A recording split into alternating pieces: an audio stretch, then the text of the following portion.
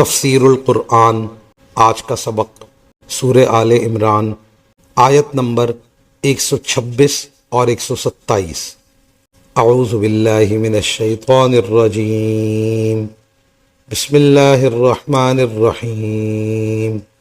وما جعلہ اللہ الا بشرا لکم ولتطمئن قلوبکم بہ وَمَا النَّصْرُ إِلَّا مِنْ عِنْدِ اللَّهِ الْعَزِيزِ الْحَكِيمِ لِيَقْطَعَ طَرَفًا مِنَ الَّذِينَ كَفَرُوا أَوْ يَكْبِتَهُمْ فَيَنْقَلِبُوا خَائِبِينَ۔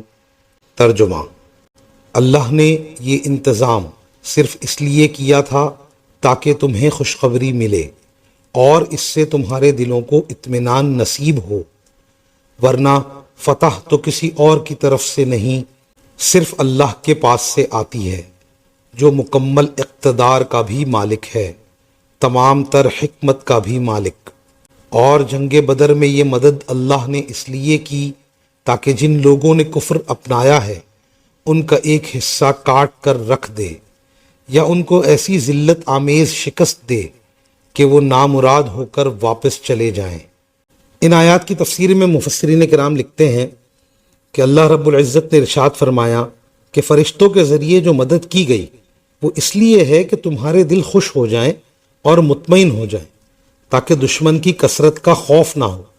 پھر فرمایا کہ مدد صرف اللہ ہی کی طرف سے ہے، وہ جس کی مدد فرمائے وہی منصور اور کامیاب ہوگا۔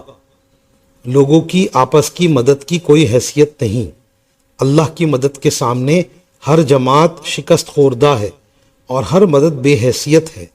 اللہ عزیز ہے یعنی غالب ہے اور حکیم بھی ہے، وہ حکمت کے موافق مدد فرماتا ہے۔